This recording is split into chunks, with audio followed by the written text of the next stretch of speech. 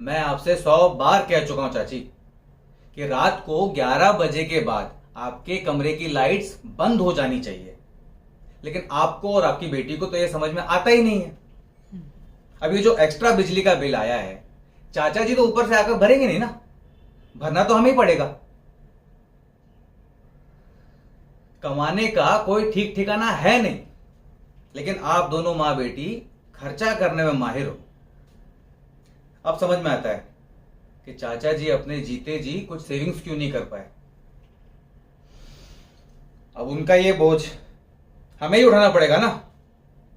और ये नहीं कि जो मदद कर रहे हैं, जो रहने खाने का बंदोबस्त कर रहे हैं, उनकी जरा सी बात सुन लें। उल्टा आप तो मदद करने वाले को ही परेशान करने में लगे हुए हैं। और कुछ बोलो तो आप दोनों मां बेटी मुंह में दही जमा के खड़े हो जाते हो। कोई जवाब नहीं।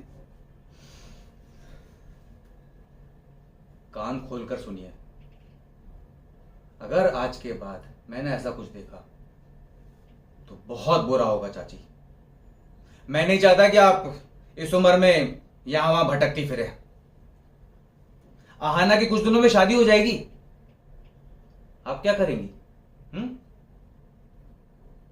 इसलिए कह रहा हूं, अभी भी समय है, ख्याल रखिए।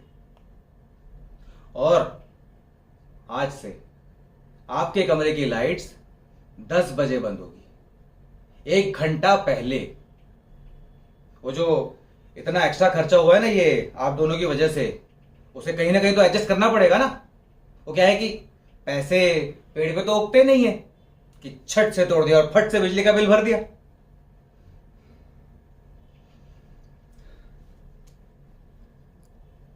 याद रहे, ठीक 10 बजे, उससे 1 मिनट भी ज्यादा नहीं।